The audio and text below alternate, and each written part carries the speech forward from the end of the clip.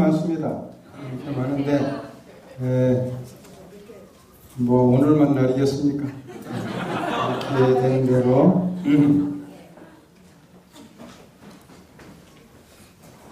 그러면 왜 이렇게 사탄은 집요할 정도로 하나님의 창조를 불신케 할까? 뜻이 있어요. 사단이 바보가 아니에요.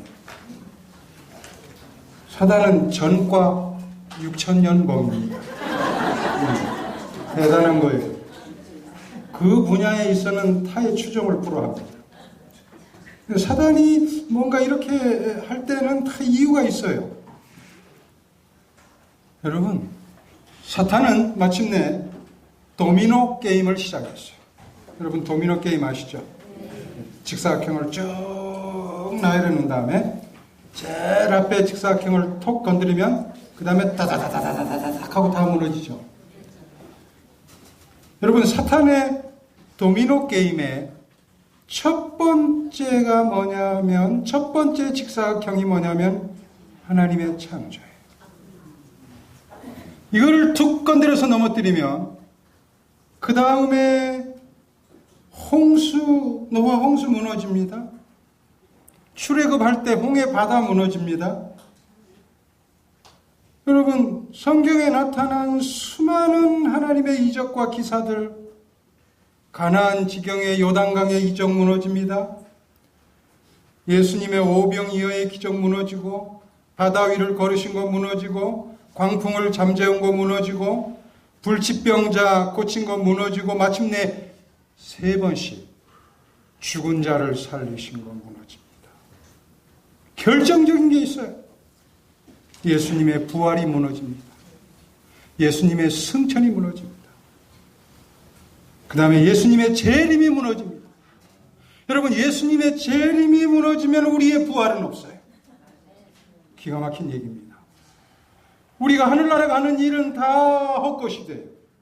그래서 사탄은 무엇을 넘어뜨려야 될지를 너무나 영악스럽게 잘 알기 때문에 온갖 지식과 과학과 논리를 동원해가지고 창조를 흔드는 거예요. 창조신앙을 흔드는 거예요.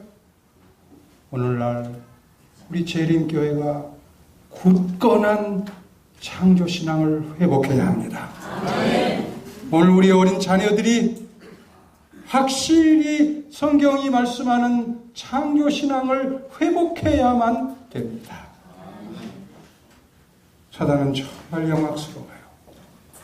그래서 이 다윈이라고 하는 사람을 통해서 아주 이 과학적이고 아주 합리적이고 아주 논리적인 그런 논리를 통해 가지고 거의 전 세계가 이걸 받아들이게 하고 거의 대부분의 학교가 이걸 받아들이게 해서 지식을 통해서 어린 자녀들에게 어려서부터 그것을 당연한 것으로 받아들이게 하니까, 그런 생각 속에서 사니까, 진화론적인 생각 속에서 사니까 여러분, 초등학교부터 왕따가 생기는 거예요. 왕따가 왜 생깁니까? 뭔가 이 가슴에 응어리들, 집안에서 뭔가 이렇게 잘 안 풀리는 것들, 부모에게 어떤 이렇게 실망한 것들, 이런 것들을 누군가 하나 대상을 삼아가지고 그 친구를 막 이렇게 못살게 굴면서 뭔가 이렇게 해소하는 게 그게 왕따예요. 그러니까 어떻게 해요? 저런 좀 모자란 아이는 까짓거 아무렇게나 돼도 상관없다 이거예요. 좀 도태돼도 상관없고 별로 중요하지 않다 이거예요. 여러분, 생각이 그 사람입니다. 무슨 생각을 가지고 사느냐가 그 사람이에요. 저는 이제 이렇게 좀 생각해 보니까 우리 재림교회가 정말 회복해야 할 게 하나 있어요. 그러면 창조신앙이에요. 하나님께서 말씀하심에 이루시고 명하심에 견고히 섰도다. 지은 것이 하나도 그가 없이는 된 것이 없도다. 이 신앙입니다. 자, 그러면 정말 나에게 있어서 하나님은 어떤 분이십니까? 이거는 우리가 이 재림 신앙으로 살아가는 데 있어서 아주 핵심적인 요소입니다. 하나님이 나에게 어떤 분인가? 나와 하나님은 어떤 관계에 있는가? 하나님은 나에게 어떻게 해주실 수 있는 분인가? 하나님에 대한 깨달음의 깊이만큼 내 신앙의 모습이 달라져요. 어떤 사람은 하나님에 대해서 잘 몰라가지고 아주 어려운 힘든 신앙생활을 해요. 어떤 사람은 그 정도만 돼도 좋겠는데, 잘 모르는 것만 해도 좋겠는데, 심지어는 하나님에 대해서 오해를 해가지고 너무너무 힘든 신앙생활을 해요.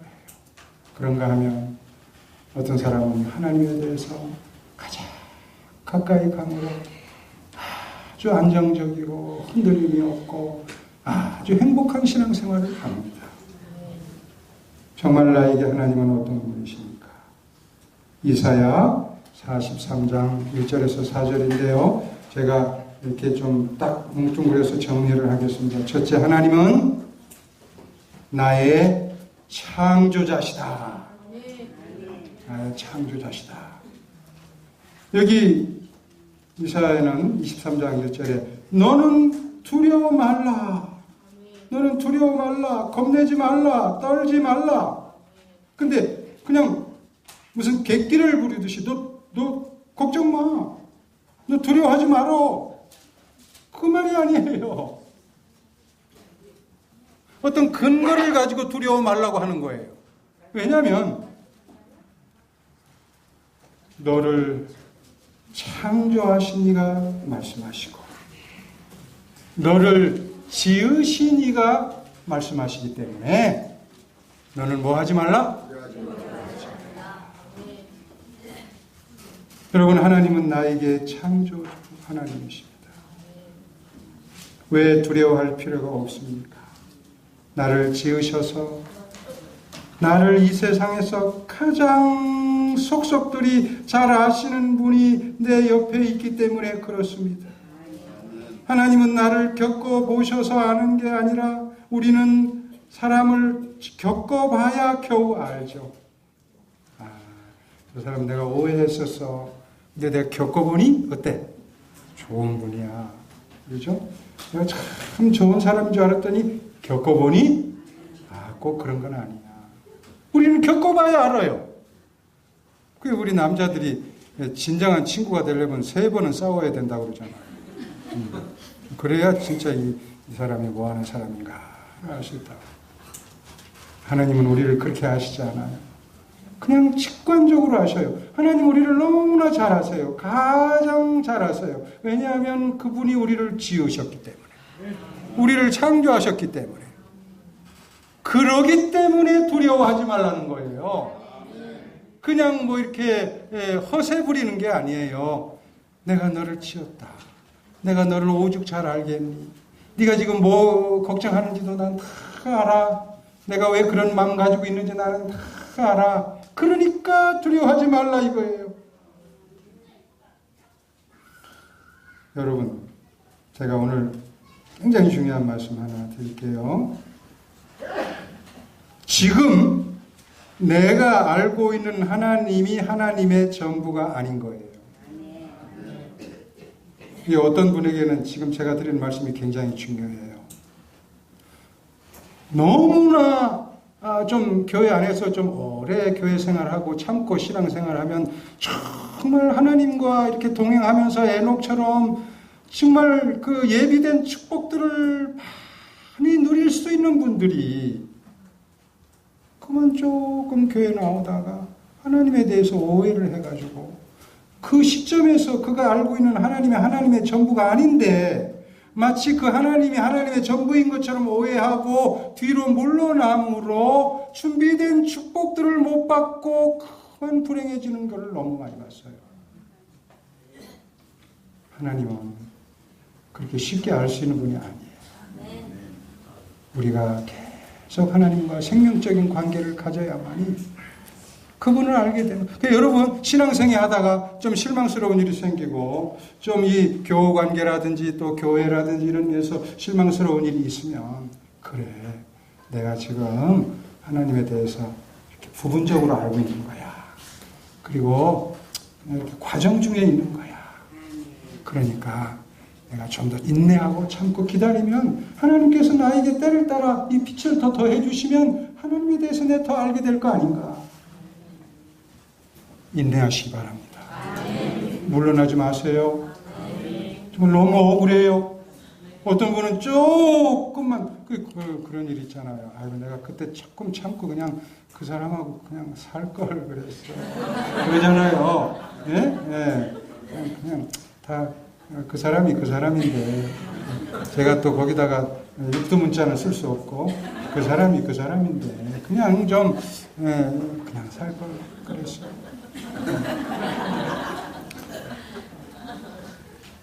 하나님은 나의 창조자이십니다. 여러분, 이 신앙이, 이 마음이 왜 중요하냐면 우리가 이 생각을 딱 가지고 있으면 우리는 어떤 경우에도 떳떳한 거예요.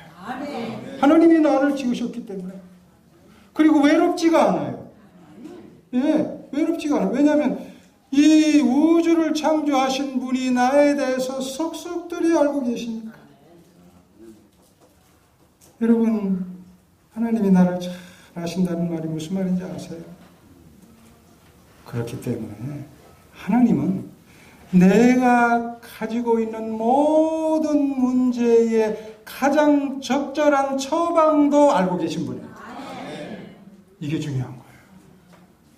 하나님이 나를 창조하셨기 때문에 나를 잘 아시기 때문에 내가 인생 살다가 신앙생활 하다가 교회생활 하다가 이런 어려움도 당할 수 있고 저런 어려움도 당할 수 있고 참 힘들 때도 있고 근데 우리는 어떻습니까? 그냥 그런 문제 생기면 여기도 가서 물어보고 저기도 가서 물어보고 뭐 상담도 해보고 책도 보고 고민도 해보고 뭐 낭떠러지 가서 떨어져 볼까 고민도 해보고 별거 다 하다가 제일 끄트머리에 제일 잘 아는 분한테 가가지고 하나님 도저히 안 되겠네요. 여러분 시간 낭비하지 마시고 나를 지으셔서 나를 가장 잘 아시는 분한테 바로 가시게 되기를 바랍니다. 그분은 나에 대한 처방을 가장 적절히 우리 애기 엄마가 이렇게 애기를 한참 키울 때 한 번은 애기 엄마가 밖에서 막 일을 하고 있는데 우리 큰아이가 막 차지러지게 울어요. 그래서 우리 집 사람 돕는다고 이렇게 안아가지고 이렇게도 하고 뭐 이렇게 얼굴도 비벼보고 뽀뽀도 해보고 막 추스려도 보고 막 그러면 그럴수록 신나게 더 울어. 이 상황이 지금 내가 할 상황이 아니에요. 그래서 여보 이거 안 되겠어. 얘가 왜 이래? 그렇게 다 보더니 이 사람이 딱 보더니 그 다음에 이렇게 어디를 살펴보더니 이 사이에 이렇게 그 가시가 박혔어요. 그래서 그걸 싹 꺼내면서 저를 싹 흘겨봐요. 아버지 주제에 그것도 모르냐.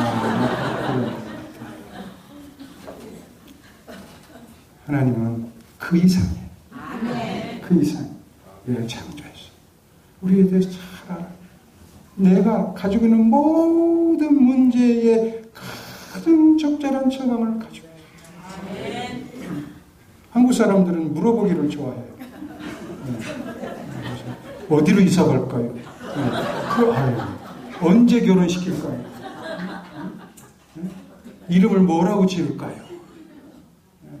여러분, 이제 정월 초하루 되면 보통 때 이 책 그렇게 안 보던 사람들이 열심히 보는 책이 하나 있어요. 토종비교. 올해 운수가 신세가 뭐 소용없습니다. 우리를 창조하셔서 우리를 누구보다 잘하시는 분이 우리 주 창조주 우리 주 하나님이십니다. 정말 나에게 하나님은 어떤 분이신가? 우리가 왜 창조신앙을 가지고 사는 게 그렇게 중요한가? 그분은 우리를 창조하셨을 뿐만 아니라 어떤 경우에도 나를 도우실 수 있는 분이십니다. 여기 이사야 43장 2절에 물이 너를 침몰치 못할 것이며 불이 너를 사르지도 태우지도 못할 것이다. 진짜 우리 하나님은 우리를 물불 안 가리고 사랑하세요. 물불 안 가리고 사랑하세요. 이거는 역사적인 사실이 증명해요. 이스라엘 백성이 홍해 바다를 건널 때, 요단강을 건널 때, 제자들이 광풍을 만났을 때 하나님께서 그 물이 이스라엘 백성을, 그 물이 제자들이 타고 있는 배를 침몰하지 못했어요. 역사적인 사실이 증명해요. 하나님은 불 가운데서 우리를 구호해 주십니다. 다니엘의 세 친구가 평소에 7배나 뜨겁게 한 풀무불 속에 들어갔지만 그들은 머리카락 하나 타지 않았어요. 물 가운데, 불 가운데. 어떤 경우에도 나를 도우시고 하나님은 제한이 없으신 분입니다. 제가 저 개척교회 가가지고 이제 그 전도를 하고 우리 성도님들이 많이 이렇게 같이 협조해서 이 말씀을 전하고 이렇게 하니까 성도들이 이렇게 한 분, 두 분 오시는데 청년들이 이렇게 그 직장 따라왔다가 교회 나오는데 얼마나 감사합니다. 정말 새벽 이슬 같은 청년들이 이렇게 나왔습니다. 근데 이 청년들이 이제 안식일 7일을 다 깨닫고 나니까 와서 목사님, 제 안식일 지키겠습니다. 고맙기도 하고 걱정도 돼요. 그 직장이 좋은 직장이거든요. 조선소 직장이. 월급도 많이 받고 좋은 직장이거든요. 그래서 제가 그럼 그 직장을 그만두려고 그 직장 상사한테 얘기를 좀 잘해보지. 제가 정말 일도 다른 사람 2배는 더 열심히 하고 모든 잔업에 군소리 한마디 없이 다 참여하고 도저히 안 됩니다. 목사님 말씀대로 제가 이제 안식을 지키겠습니다. 그래, 우리 믿음으로 한번 해보자. 그러면 뭘 하고 싶은가? 목사님, 제가 저기 시장에 나가보니까 거기 장사가 잘 되더라고요. 그래서 저기 이 도심에서 약간 벗어나면 그 채소 농사 짓는 분들이 많으니까 그걸 도매로 떼다가 소매로 파는 일을 하겠다. 그럼 뭘 도와주면 되냐고. 목사님, 제가 돈 좀 있던 거 집에 보내고 교회 헌금하고 이렇게 해서 하나도 없는데 리어카를 하나 좀 사달라고. 리어카를. 그러자고. 그럼 제가 그래, 주머니를 다 뒤져보니까 원래 없던 주머니는 뒤져도 없더라고요. 참 이상해요. 이게 무슨 이적이 있어가지고 없던 주머니에 막 돈이 나오고 그러지가 않더라고요. 그래서 그때 제가 우리 여성들은 준비성이 많아가지고 이렇게 남편 몰래 좀 꽁쳐놓는 게 있잖아요. 그건 지혜입니다. 너무 뭐라 하지 마세요. 그렇게 해야 돼요. 필요할 때가 있어요. 그래서 제가 우리 집사람한테 가서 여보, 지금 이런 일이 있으니까 당신 돈 좀 내놓으라고. 근데 여자들은 본능적으로 한 번은 방어를 하죠. 내가 그런 돈이 어디 있냐고. 그건 내가 여자가 정색을 하고 내가 개인적으로 쓰려고 하는 것도 아니고 지금 청년을 도와야 되는데 당신이 그러면 믿음 없는 거라고. 사모가 돼가지고 이렇게 믿음이 없으면 되겠냐고. 그러니까 우리 집사람이 진짜 필요하면 쓰려고 놔둔 건데 이게 진짜 필요하지 뭐가 더 진짜 필요한지. 그래가지고 이렇게 딱 받아가지고 리어카를 하나 샀어요. 그래가지고 그걸 딱 멀리 가서 그 부성기를 떼다가 그 공부 많이 한 청년이 말이죠. 안식을 지키겠다고 그 백주의 그 저작거리에 가가지고 큰 소리로 얘기하는데 막 눈물이 나와요. 저 신앙이 진짜 좋다. 그래서 제가 막 교인들한테 전화해가지고 무조건 가서 사주라고. 당신들 돈 얼마 있는지 모르지만 다 사라고 해서 다 사라. 그러니까 며칠 있다가 또 청년 하나가 와가지고 목사님, 저도 안식. 너는 뭐가 필요하냐? 저도 리어카를 하나 사주십시오.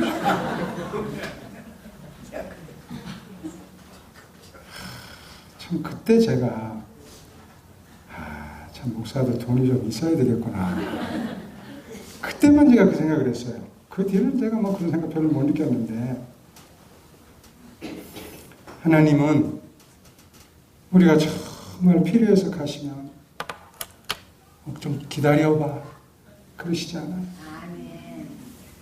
그분에게 모든 것이 있기 때문에 그것이 합당하면, 적절하면, 그것이 그의 인생에 궁극적으로 마침내 도움이 될 수 있으면 주십니다. 왜냐하면 그분은 물 가운데서, 불 가운데서 어떤 경우에도 나를 도우실 수 있는 분이시기 때문에 그렇습니다.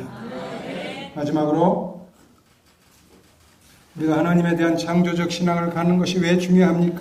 우리가 하나님이 어떤 분인지를 알아야 우리의 신앙의 모습이 달라지는데, 세 번째로 이사야 43장 3절에 보면 내가 너를 보니 내 눈에 보배롭고 존귀하도다. 하나님은 우리를 격상시켜 주시는 분입니다. 여러분, 우리 인생이 정말 허접하고 우리 인생이 정말 보잘것없지만 우리가 어떤 곳에 가도 하나님과 함께 있을 때의 그런 대접을 받을 수 없는 거예요. 하나님이 우리를 격상시켜 주십니다. 하나님이 우리를 제대로 인간 대접을 해 주시는 겁니다. 여기 누가복음 19장 5절에 보면 키 작은 삭개오 얘기가 나옵니다. 삭개오는 정말 마음에 갈등이 많은 사람이었어요. 그는 돈은 많이 벌었지만 늘 사람들의 수군거림의 대상이었고 늘 마음에 그 갈등과 열등감에 사로잡혀 있는 사람이었습니다. 더군다나 이 삭개오의 열등감을 도와주느라고 또 키도 작았어요. 여러분, 삭개오는 왜 뽕나무 위에 올라갔어요? 우리 사간 생도들은 너무 모범생이야. 이렇게 조금 다르게 얘기해봐요. 왜 뽕나무 위에 올라갔어요? 이거 우리 믿음으로 말미암는 의에서 굉장히 중요한 문제예요. 왜 뽕나무 위에 올라갔어요? 키가 작아서? 예수님 잘 보려고요? 키가 작아서? 아니에요. 키가 작아서 올라간 게 아니라 키가 작은 줄 알아서 올라간 거예요. 굉장히 중요합니다. 여러분, 키 작은 사람 중에 키 작다고 생각하는 사람이 드물어요. 다 아담하다고 생각하지, 괜찮다 하고 생각하지, 정말 작다고 생각하는 사람은 드물어요. 여러분, 이 삭개오가 뽕나무 위에 올라간 것은 자기의 실상을 제대로 알았어요. 나는 키 작아. 나는 열등감에 살아. 나는 이대로는 안 돼. 무슨 수를 써서라도 우리 주님 만나야 돼. 그래서 올라간 거예요. 그래서 뽕나무 위로 엉금엉금 기어서 올라가가지고 예수님 한번 제대로 보려고 딱 준비하고 있는데 우리 주님께서는 그런 줄 아시고 그 많은 사람 사이에서 삭개오가 보기 좋은 대로 슬슬 이렇게 오셨어요. 누가복음 19장 5절에 보면 그 기가 막힌 말씀이 나오는데 예수께서 그곳에 이르사, 그곳이 어디입니까? 삭개오가 뽕나무 위에 올라간 그곳에 이르사 우러러 보시고, 이야, 세상에 우리 주님께서 우러러 보셨다니까요. 삭개오를 열등감에 사로잡혀가지고 정말 힘들어하는 이 삭개오, 늘 사람들의 눈초리를 피하는 이 삭개오를 우러러 보시고, 삭개오야 속히 내려와라. 내가 오늘 내 집에 유하여야 하겠다. 그리고 19장 9절에 보면 오늘 구원이 이 집에 이르렀으니 이 사람도 아브라함의 자손이라. 여러분, 늘 삭개오는 이 문제로 시달렸어요. 저게 무슨 아브라함 자손이 저 모양이야. 우리 돈 다 이렇게 중간에서 빼먹고 말이지. 저 아브라함 자손 아니야죠. 저 수렁털이야. 저희 우리 이 이스라엘 민족에서 끊어내야 돼. 늘 이 문제에 시달렸어요.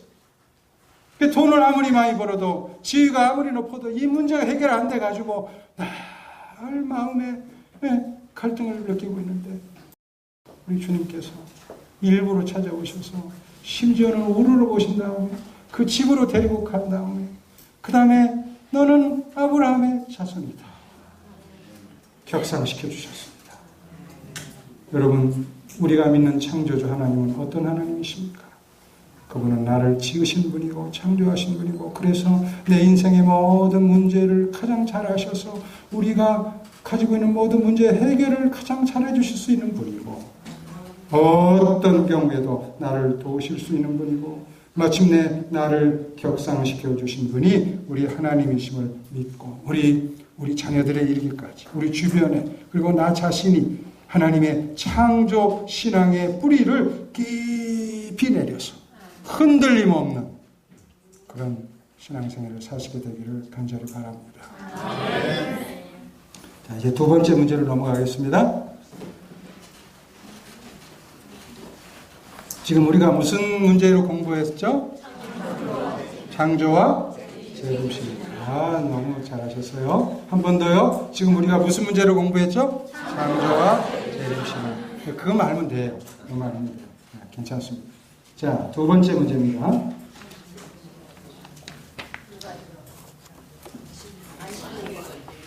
두 번째 문제는 안식일과 재림신앙 이 문제를 공부하겠습니다. 자, 우리 기억절 이사야 66장 22절 23절 보겠습니다. 이사야 66장 22절 23절.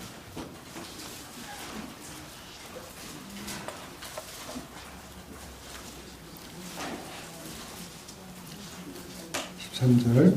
우리 성경을 한번 다 펴보실까요? 이사야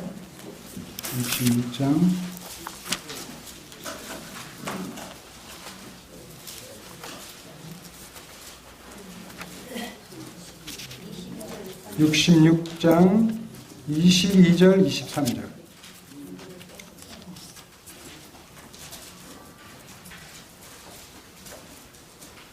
어느 분이 좀 큰 소리로 읽어봐 주실 수 있을까요?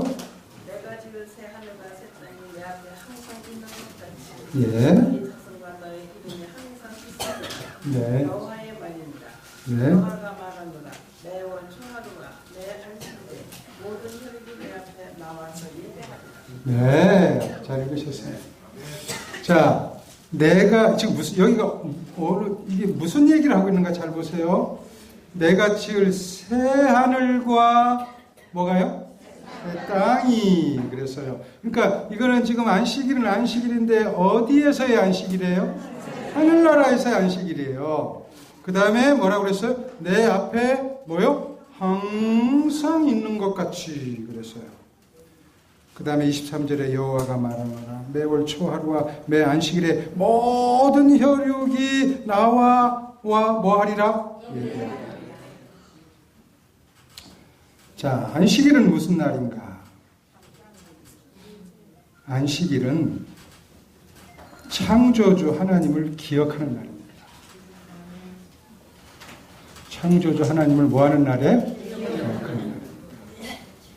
자, 하나님이 나를 창조하셨다. 그러니까 하나님을 나의 창조주로 모시는 날입니다. 하나님이 나를 구원하셨다. 그러니까 하나님을 나의 구속주로 모시는 날입니다. 하나님이 나를 시간 속에 지성소로 구별하셨다. 그러니까 하나님께서 구별하신 것을 기념하는 날. 이게 안식일이에요. 지금부터 얘기하는 게 조금 어려울 수 있는데 괜찮겠어요? 네, 생도들이십니까? 그런데 제가 너무 어렵게는 안 할게요. 잘 설명을 들으시면 이해할 수 있도록 그렇게 하겠습니다. 자, 왜 하나님께서는 430년 동안 포로 생활하는 이스라엘 백성들을 애굽에서 그렇게까지 해서라도 해방시켜야 했을까? 네? 예배의 회복. 훌륭한 말씀이에요. 예? 안식일의 회복. 예. 아주 잘 말씀해요. 왜 그러셨을까요? 네? 창조주를 기억하더라. 구원해 주시고 약속을 지키시기 위해서. 맞아요. 다 맞습니다. 다 맞습니다. 근데 예, 얘들이요, 이스라엘이요, 그 애굽에 있으면서 하나님과의 관계가 다 무너뜨려졌어요. 생명적인 관계가 다 무너뜨렸어요.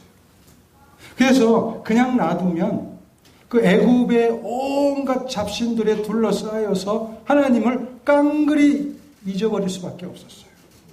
그래서 하나님께서 이스라엘을 그 애굽으로부터 그렇게 끌어내신 것은 하나님과의 살아있는 생명적인 관계를 회복하려고 그렇게 하신 것이고, 그 하나님과의 생명적인 관계를 회복하는데 가장 중요한 게 안식일의 회복이었어요. 대단히 중요합니다. 여러분, 그 당시 이스라엘이 온갖 잡신들에 둘러싸인 걸 어떻게 아냐면, 이 바로 왕이 이래도 포로로 안 놔주고 이래도 해방 안 시켜주니까 하나님께서 마지막에 이제 하나의 히든 카드로 다 꺼낸 게 뭐냐면 열재앙이죠. 제일 첫 장이 뭐예요? 피, 개구리, 이, 파리, 악질, 독점, 우바, 메뚜기, 흑암, 장자, 열재앙을 내렸어요. 10개나 내렸어요. 근데 여러분, 이 재앙이 다 왜 내렸는지 아세요? 이 재앙이 그 당시 애굽 사람들이 섬기고 있던 잡신들이었어요. 다 잡신과 연관된 거였어요. 그래서 피는 나일강의 신 하피라고 하는 신이고 다 알 수 없습니다. 우박은 하늘 여신 루트와 관련되고, 메뚜기는 곡물의 신 세트하고 관련되고, 흑암은 태양신 라, 이 라가 아주 중요한 신이에요. 그래서 이 파라오라고 그러죠. 바로라는 말은 파라오에서 나온 말인데, 이 파라오라는 말은 태양의 아들이다 그 말이에요. 라가 태양입니다. 그래서 파라오 하면 태양의 아들 그 말. 그러니까 하나님께서 이 이스라엘을 출애굽시키면서 그 열재앙을 내린 것은 두 가지 목적이 있었어요. 첫째는 애굽 사람들에게 주는 하나님의 사랑의 메시지였어요. 얘들아, 이 애굽 사람들아, 그 당시 여러분 애굽은 굉장했습니다. 애굽은 소위 요즘 이 현대 수학에서 중요하게 여기는 소위 위상 수학이라고 하는 토폴로지가 이미 애굽에서 발전되어 있었어요. 그래가지고 그거 가지고 관계 이 농사 짓는데 삼각주 델타 평화를 이렇게 관리하고 그렇게 하는 굉장히 이 점성술 그 다음에 이 수학 과학 이런 것이 아주 굉장히 정점에 오르던 때였어요. 얘들아, 애굽 너희들 말이야. 너희들 그렇게 똑똑하게 잘났다고 그러지만 너희는 정말 그러면 안 돼. 너희 돌아서야 돼. 너희가 섬기는 그 온갖 잡신들이 결과적으로 너희들 이거 봐라. 아무것도 아니잖아. 그래서 애굽 사람들한테 경고를 주기 위해서 열재앙을 내리신 거예요. 근데 이게 지금 고고학에서 발굴이 됐는데 그 당시 애굽은 지금의 미국과 같은 거였어요. 그래서 애굽에서 막 이런 열재앙이 내리고 막 이러니까 그 다음에 이 소식이 그 중동 지방에 전해져가지고 가나안 사람들한테까지도 막 전해져가지고 그것이 그 기록을 이 점토판에다가 기록을 했어요. 야, 애굽에 큰일이 났다더라. 막 재앙이 나가지고 다 죽고 막 나일강이 핏물이 되고 막 이런 거를 기록해가지고 요즘 고고학에서 발굴이 됐어요. 그러니까 여러분 그 가나안 정보를 할 때 하나님께서 무작정 막 그냥 그 인정이 없어가지고 가나안 사람들 다 죽인 게 아니고 하나님께서 여러 번 애굽과 가나안이 회개할 기회를 주셨어요. 그런데도 그들이 거절했기 때문에 그런 일이 일어난 거예요. 애굽 사람들 때문에 열재앙을 주셨어요. 그 다음에 또 누구를 위해서 주었을까요? 이스라엘 백성들, 얘들아, 너희들 진짜 정신 차려. 너희 하나님, 유일하신 하나님 다 잊어버리고, 응? 다 하나님은 저 뒷방 노인네로 만들어 놓고, 이 뭐냐 지금 너희가 섬기는 신 이거 한번 봐봐라. 그래서 열장 내린 거예요. 어떤 분 이렇게 얘기하니까, 야, 하나님은 너무 잔혹하시다.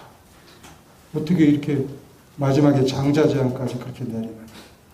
아닙니다. 하나님 여러분 회개할 기회를 주시고 돌아설 기회를 주셨지만 공의의 하나님의 한 모습을 드러내기 위해서 열재앙을 주셨습니다. 430년 동안 포로 생활하면서 주변의 온갖 잡신에 둘러싸여서 여호와 하나님을 거의 다 잊어버렸습니다. 덩달아서 안식일도 다 잊어버렸습니다. 이제 하나님께서는 창조주 하나님 당신을 기억하기 위한 하나님의 비상수단을 동원하셨는데 그것은 출애굽을 통한 안식일의 회복이었어요. 어떻게 회복했나요? 인간이 살아가는데 제일 중요한 의, 식, 또 뭐 있어요? 주. 그 중에 세 개 중에 제일 중요한 게 뭐예요? 걱정 말고 말씀하세요. 뭐가 제일 중요해요? 식. 먹는 게 제일 중요해요. 그렇죠? 네, 중요합니다. 안 먹으면 못 삽니다. 그렇죠? 그래서 먹는 것을 통해 가지고 안식일을 회복했는데 매일 새벽마다 만나를 주셨는데 이 만나는 만나표 종합 비타민입니다. 이거는 그냥 뭐 온갖 게 다 들어서가지고 이거 먹으면 각기병, 구루병 하나도 안 걸려요. 네? 멀티플 바이타민입니다. 네? 아주 좋은 거예요. 그래서 새벽마다 만나를 주셨는데 어떻게 했냐면 먹을 만큼 주시다가 여섯째 날에는 평소에 2배를 주셨어요. 뭐 하라고? 내일? 뭐 하라고? 준비하라고. 그 어떤 사람이 이 부자 선지자 보면 어떤 사람이 하나님의 사랑의 하나님인데 설마 안 주실까? 설마가 어떻게 해요? 바람 잡았어요. 그래가지고 그냥 안 가져가면 안식일 날 어떻게 해야 돼요? 쫄딱 굶어야 돼요.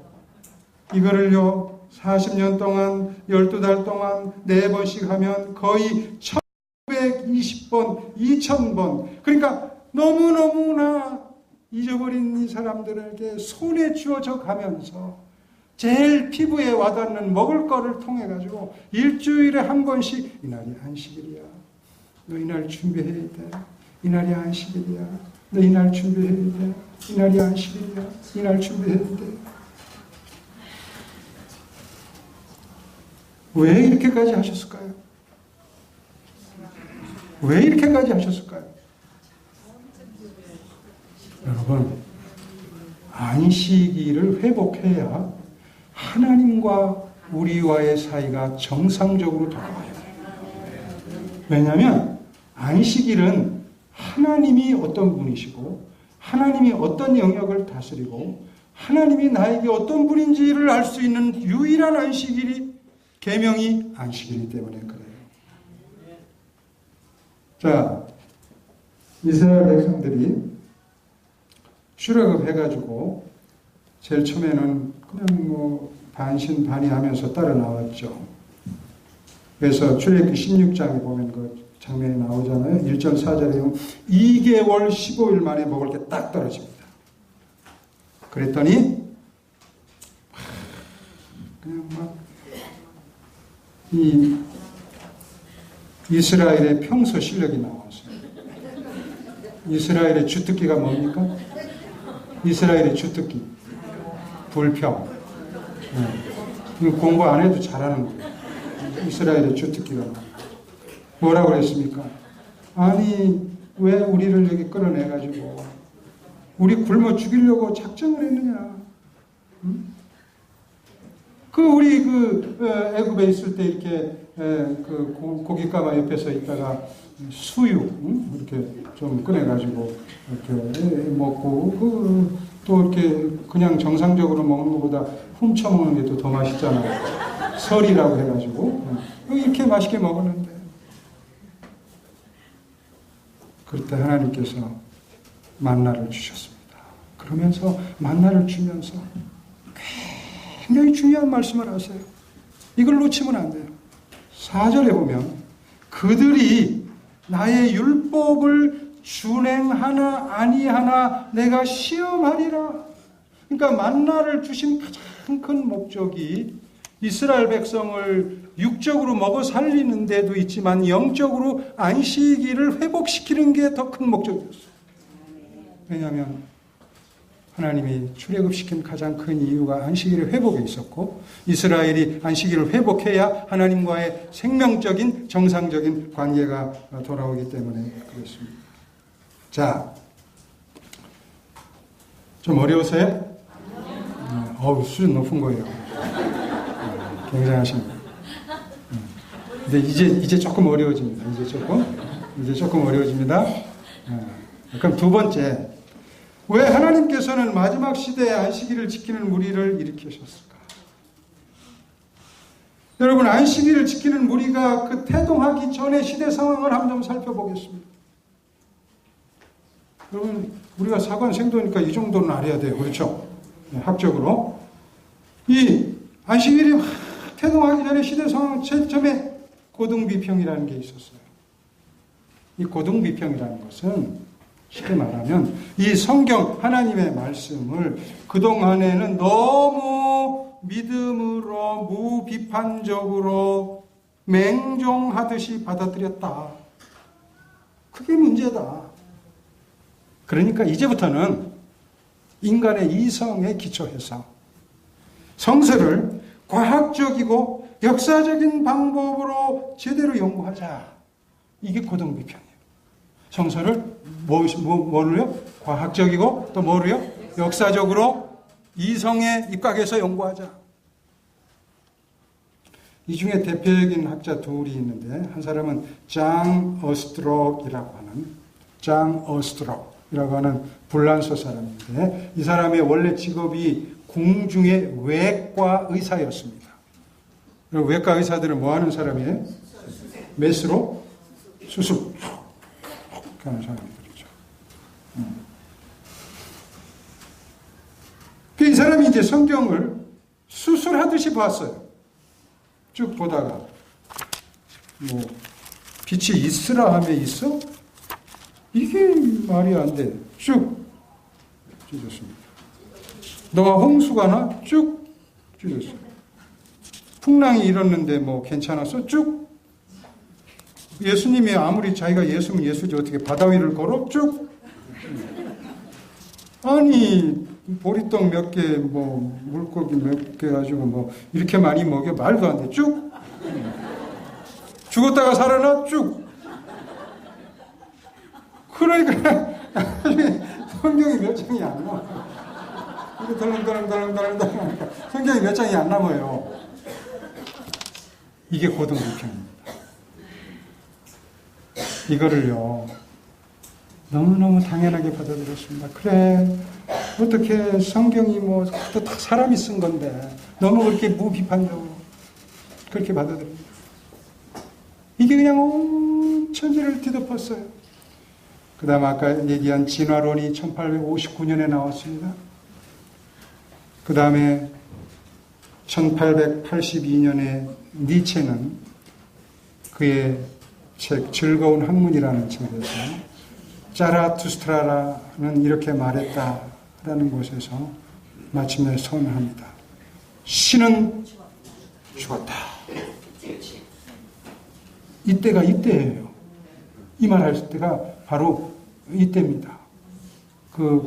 보세요. 진화론 나오고 고등비평 나오고 1848년, 1859년 그 다음에 여기 1882년 이때입니다. 우리 재림교회 탄생하는 그때입니다. 그 시점에 사단이 집중 공격하는 거예요. 지금 안식일 회복 안 시키려고 막 집중 공격하는 거예요. 그러면서 이 자라투스트라라고 하는 이 현인을 동원해가지고 니체가 이 등불을 켜서 들고 교회마다 다니면서 교회 앞에서 교회를 향해서 그 등불을 흔들면서 오, 이 신들이 죽은 무덤이요. 이렇게 말합니다. 오, 이 신들이 죽은 무덤이요. 이게 사신신학이 여기서 나오는 거예요. 그래서 1961년에 마침내 젊은 신학자들이 모여가지고 선언을 합니다. 신은 죽었다. 신학자들이요. 그리고 범신론이 나옵니다. 범신론은 학술적인 용어로는 판티즘이라고 하는데, 이것은 범신론이라는 건 뭐라고 하는 거냐면 세계의 모든 게 다 신이다. 우주, 세계, 자연의 모든 거, 심지어 자연 법칙, 예컨대 천둥 번개 치는 거, 풍랑 이는 거, 지진이 일어나는 거, 이런 모든 자연 법칙이 다 신이다. 이게 범신론입니다. 그래서 여기서 샤머니즘, 무당이 나온 거예요. 범신론에서. 그래서 여러분, 힌두교는 신이 셀 수가 없어요. 얼마나 신이 많은지 몰라요. 네. 그래서 신 가운데 무슨 신도 있냐면 악신도 있어요. 그게 아수라입니다. 아수라는 게 악신이에요. 네네. 네. 그게 악신이에요. 네. 여러분, 인도는, 일본은 제가 지난번에 말씀드렸지만 신이 몇 개가 있다고 그랬어요? 800만의 신이 있어요. 이 일본의 신 가운데 무슨 신도 있냐면 먼지 신도 있습니다. 일본 사람들은 신이 이래요. 자기들이 다 정복해서 이길 수 있으면 오케이. 근데 워낙 강해가지고 안 되면 신으로 만들어가지고 잘신해버려요. 이 일본 사람의 신입니다. 범신론입니다. 그 다음에 결정적인 게 하나 나오는데 그게 강신술입니다. 1848년 폭수 자매의 이상한 두들김으로 현대 강신술이 시작됩니다. 그래서 어떤 사회학자는 말하기를 오늘날 현대 미국의 가장 힘있고 큰 종교는 천주교가 아니고 무슨 침례교가 아니고 강신술이다. 여러분, 강신술이 거의 모든 영역에, 영화에, 음악에, 여러분, 사랑과 영혼이라는 그 영화는 사실 강신술을 찬양하는 거예요. 뉴 에이지가 이 강신술에 접목해가지고 이상한 음악들을 만들어내고, 그 다음에 요즘에 마침내 이 뉴 에이지가 어디까지 뻗쳤냐면 태교에까지 뻗쳐가지고, 이 어린아이 가지면 그 좋은 음악 들려준다고 해가지고 거기다가 그 자꾸 듣고, 그런데 우리 재림교인들은 그 태교 음악 그거 들으면 안 돼요. 뉴 에이지에서 할 수 있으면 다 그렇다는 건 아니에요. 혹시 그럴 수 있습니다. 여러분, 그래서 이런 고등비평, 진화론, 사신주의, 범신론, 강신술 이런 거를 다 이렇게 뭉뚱그려 놓으면 이게 애국이에요. 다른 게 애국이 아니에요. 그러니까 하나님께서 애굽에서 이스라엘 백성들을 끌어내 가지고 안식일을 회복시키셨던 것처럼 영적으로 애굽과 같은 이 상태에서 바로 이런 때 하나님은 안식일을 지키는 무리를 등장시키셨어요. 여러분, 우리가 보통 사람이 아닌 걸 알아야 돼요. 하나님께서 마지막 중요한 사업을 여러분의 손에 쥐어주기 위해서 여러분을 애굽에서 출애굽시킨 거를 알아야 돼요. 우리가 잘 아는 대로 안식일 진리는 제7일 침례교회 교인인 레이첼 오크스 프레스톤, 제가 한 번 더 얘기할게요. 지금 적으신 분들이 있으니까 레이첼 오크스 프레스톤, 잘 모르시겠어요? 다시 한번요. 레이첼 오크스 프레스톤, 이분이 워싱턴에 있는 재림신자들에게 처음으로 전했습니다. 그 다음에 1845년 초에 이스라엘스 호프라고 하는 이스라엘 소망지의 프레블이라고 하는 사람이 안식일 문제에 대한 기사를 썼는데 아주 조그마한 기사를 썼어요. 그런데 이 기사를 누가 읽게 됐냐면 그 한 사람이 읽었는데 그 한 사람이 읽은 게 굉장히 큰 반향을 일으키게 됐는데 누군지 하면 조셉 베이츠였습니다. 이 사람은 선장 출신이었죠. 그가 아주 젊은 시절부터 배를 타서 선장이 됐습니다. 아주 유능한 사람이었어요. 그가 이 재림 신앙을 갖기 전에 항해하면서 늘 이렇게 무리하고 그러면 하늘을 바라다봤어요. 그래서 이 하늘을 바라보고 별을 바라보고 그 하늘의 그 여러 천연계 이 태양계의 그런 시스템들을 바라보면서 그가 마음 가운데 하나님이 계시다 하는 것을 늘 생각을 했어요. 조셉 베이츠가 안식일을 받아들였습니다. 흔히 우리가 말하기를 우리 교회 재림교회 역사상 조셉 베이츠를 안식일의 사도라 그렇게 말해요. 이분이 이제 본격적으로 안식일을 전하기 시작하는데 마침내 이분이 1846년 8월에 이 조셉 베이츠가 영원한 표 제7일 안식일 다시 한번요. 1846년 8월에 조셉 베이츠가 책을 소책자 하나를 만드는데 영원한 표 뭐라고요? 제7일 안식일. 다 잘 들으셨어요. 우책자 이름이 뭐라고요? 영원한 표 제7일 안식일이라는 책을 만들었는데 48페이지 소책자입니다. 얼마 안 돼요.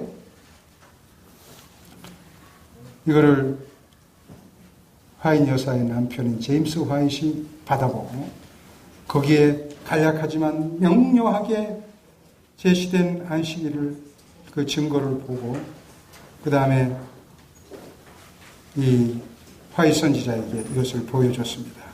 제일 처음에 화이트 선지자는 그것을 그렇게 달가워하지 않았습니다. 이거 뭔가 좀 문제가 있는 것 같다. 우리가 좀 기다려보자. 하나님의 영께서 나에게 계시를 보여줄 때까지 좀 기다려보자. 이렇게 하면서 조금 뒤로 미루었습니다. 그런데 마침내 교회 증언 1권 87페이지에 보면 교회 증언 1권 87페이지 교회 증언 1권 87페이지에 보면 1846년 가을에 우리는 성경상 안식일을 지키고 또한 가르치며 옹호하기 시작했다. 그 당시에 약 50명의 안식일 준수자들이 있었다. 그리고 화이트 부인이 마침내 이 연대 꼭 기억해 주세요. 이 사관생도 시험도 봅니까? 시험을 안 봅니까? 시험도 봐요? 시험에 나옵니다. 1847년 4월에 우리 신학과 학생들은 시험에 나온다고 하면 그냥 뭐 절대 안 졸아요. 1847년 4월에 첫 안식일인데 1847년 4월 첫 안식일에 화이트 선지자가 계시를 보는데 이거 너무너무 중요한 거예요. 1847년 4월 화이트 여사의 첫 안식일 계시. 화이트 선지자가 하늘 성소로 올라갑니다. 그리고 우리가 잘 아는 대로 하늘 성소의 그 첫 부분 이 holy place 성소가 있고 most holy place 지성소가 있죠. 그 지성소에 그 안에 뭐가 있습니까? 법궤가 있습니다. 그리고 십계명이 있는데 그 십계명 있는 가운데 넷째 계명이 찬란히 영광의 기운이 그 주위에 가득했습니다.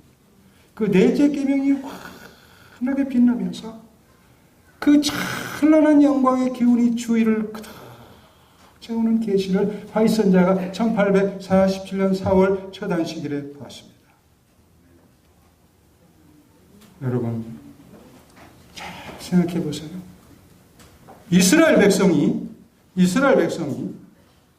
그 애굽의 잡신들에게 둘러싸여 가지고 하나님이 어떤 분이신지 안식일이 뭔지 아무것도 모르고 완전히 잊혀져 갈 때 하나님께서 기어코 이스라엘을 끌어내 가지고 광야 40년 동안 만나를 통해서 떠먹이듯이 안식일을 회복시키셨던 것처럼 왜 그랬을까요? 이스라엘을 통해서 하나님의 사랑을 전하는 세계의 선교 국가로 만들기 위해서 그렇게 하신 것입니다. 그러므로 우리가 선교한다, 증거한다, 전한다. 그 핵심이 뭐예요? 뭘 증거하는 겁니까? 뭘 전하는 겁니까? 안식일이에요. 그러니까 이스라엘을 출애굽시켜가지고 광야에서 40년 동안 그렇게 훈련시키는 거는 그냥 거기서 자기들끼리 잘 살고 먹고 사는 그런 사람 만들려고 그런 게 아니라 가나안을 선교하기 위해서 이스라엘을 안식일을 회복시키면서 훈련시킨 거예요. 여러분, 하나님께서 마침내 가나안에 정착하게 한 것은, 가나안은 어떤 곳이었습니까? 이 팔레스틴은 어떤 곳이었습니까? 그건 아시아와 유럽과 아프리카의 십자로에 있었습니다. 아시아에서 유럽으로 가는, 유럽에서 아프리카, 아프리카에서 유럽으로 가려고 해도 거기가 가장 요지였어요. 그래서 거기서 돈 잘 벌어먹고 장사 잘 지내라고 그런 게 아니라 만민의 선교 국가가 되라고 그곳에 위치하게 하고 40년 동안 안식일 지키는 걸 훈련시켜서 거기다 정착시킨 거예요.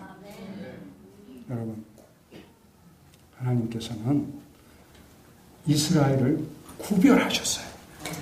하나님의 선교 국가로.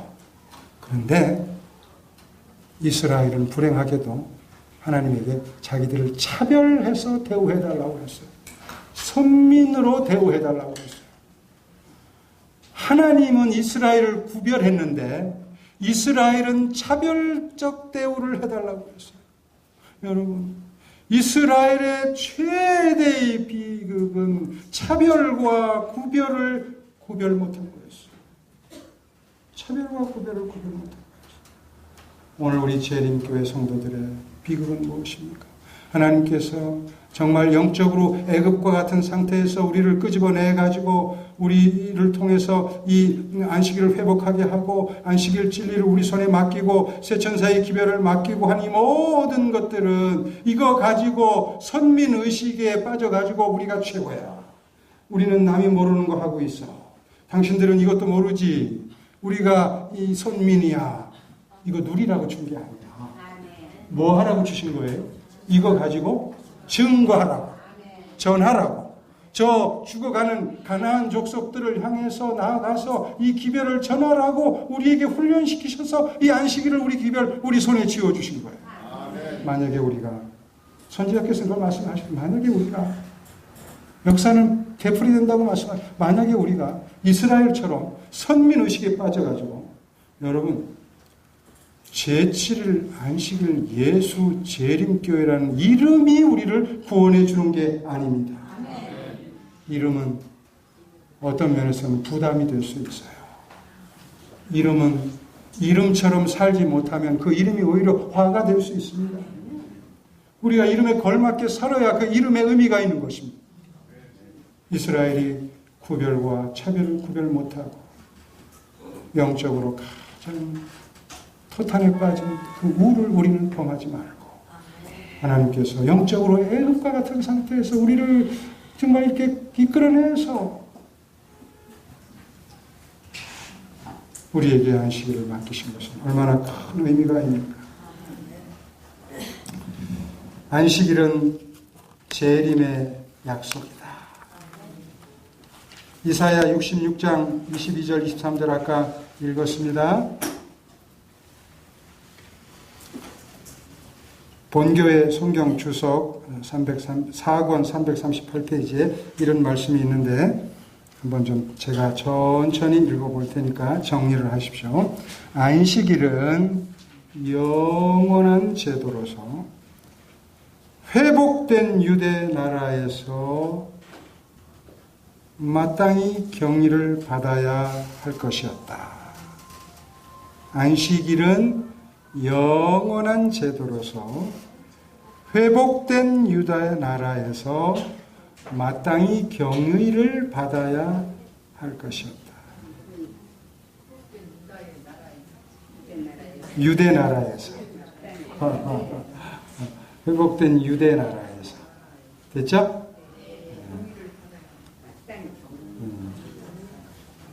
다 안 쓰셔도 괜찮아요.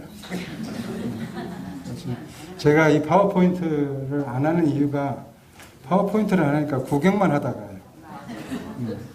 그래서 받아 쓰고 찾아보고 그래야 됩니다. 그렇죠? 그래야 남습니다. 그 다음에 다가올 새 땅에서도 모든 존재가 그날을 준수하게 될 것이다. 야, 이거 굉장한 기별이에요. 여러분, 이 안식일은 지금 우리가 지상에서 지키는 안식일은 예고편이에요. 본편이 남았어요. 그 본편이 뭡니까? 여러분 어처럼 영화 보러 갔다가 예고편만 보고 나오세요? 여러분들 영화를 안 보시겠구나. 그렇죠? 예고편만 보고서 본편을 안 보십니까? 예고편은 왜 봅니까? 아하, 맛보기. 그렇죠. 본편 재밌게 보려고 예고편 보는 거예요. 그렇죠? 그래요, 안 그래요? 그래요. 여러분, 우리가 지상에서 지키는 안식일은 예고편이에요. 여러분, 지상에서 안식일 한 번 지키려면 얼마나 힘들어요. 직장도 잃어야 되고, 눈치 봐야 되고, 안식일 아침만 되면 그 평화롭던 애들이 왜 그렇게 또 집중적으로 싸워요. 참, 별마기가 다 있죠. 갑자기 막 전화가 오고, 진짜 안식일날 한번 교회 오려면 거의 대쟁투 수준이에요. 얼마나 우리가 진짜 천신만고 끝에 매안식일 살얼음을 걷는 식으로 진짜 전전긍긍 열이박빙 그러면서 우리가 안식일을 지킵니까? 예고편이라 그래요. 이게 들쑥날쑥합니다. 무슨 뜻인지 잘 모르겠어요. 예고편이라 그래요. 이게 뭐지? 이게 왜 이래? 안식일날 이게 뭐야? 갑자기 막 남편이 심통을 막 부리고 막 이게 왜 이러지? 이게 예고편이라 그래요. 이게 본편이 아직 남았어요. 어디요?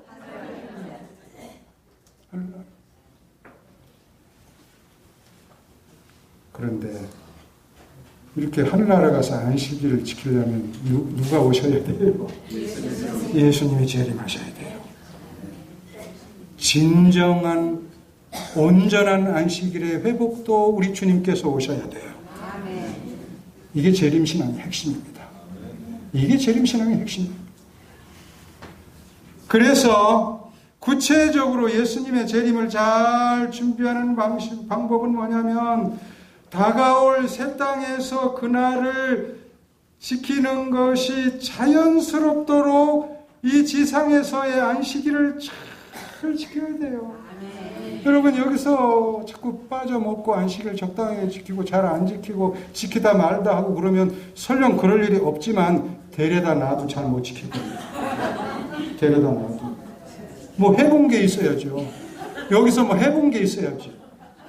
여기서 잘 해봐야 거기 가서도 익숙하게 잘 할 텐데 여기서 뭐 해본 게 있어야지. 거의 다 빠져먹고 말이죠. 대개 11시에 이렇게 오고 말이죠. 제가 이렇게 목회해보면 진짜 11시에 다 오셔가지고 설교만 딱 따먹고 가시는 분이 있어요. 맨날 목사님 설교 좋아요. 저는 진짜 마음 아파요.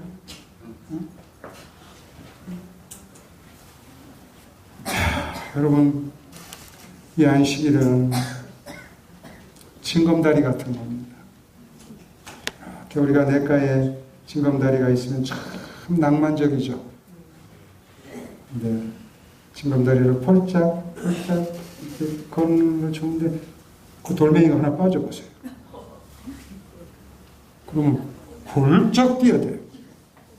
그것까지는 돼요. 2개가 빠져보세요. 잘 뛰어봐야 빠져요. 잘 뛰어봐야 빠져요.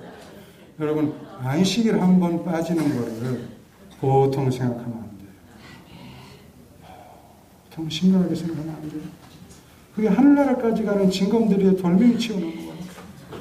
하나. 여러분 한 번 빠질 때는 이러면 안 되지. 2번 빠지면 진짜 이러면 안 되는데 3번 빠지면 해볼만 하다. 4번 빠지면 좋은 면도 있네. 5번 빠지면 에이구 빠진 거예요. 뛰려고 해봐야 엄두가 안 나는 거예요. 하늘나라 가는 징검다리 매 안식일이 여기서 잘 지켜야 돼요. 그래야 하늘나라 가서 쑥스럽지가 않아요.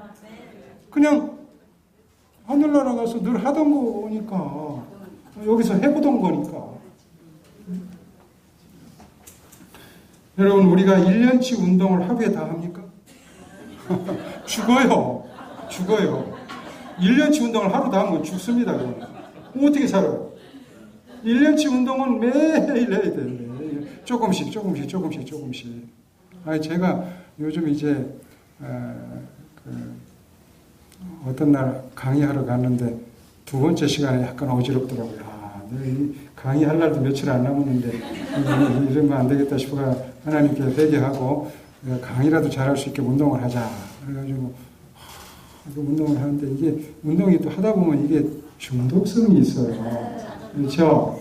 그래서 자전거를 타는데 요새 이게 요새 좀 잘 타지니까 보통 때 1시간 타다가 한 3시간을 한 탔어요. 아이고 제가 거의 여기 못 올 뻔했습니다. 그러니까 매일 운동이 필요하듯이 매 안식일 잘 지켜야 돼요. 하늘나라 가는 징검다리예요. 네, 운동 얘기를 좀 더 하죠.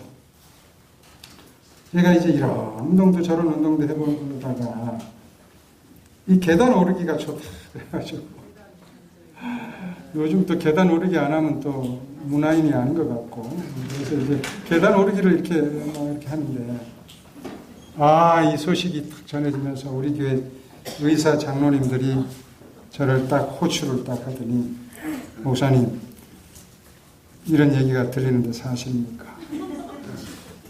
제가 좀 왜요? 목사님 모르시는 게 있습니다. 뭘 모릅니까? 목사님 이렇게 계단 오르기를 오를 때는 괜찮은데 내릴 때 탁 그럼 관절에 무리가 와가지고 나중에 계단 오르기는 그냥 기어다녀야 됩니다. 그 소리를 듣고 나니까 아직 길 때는 아니잖아요.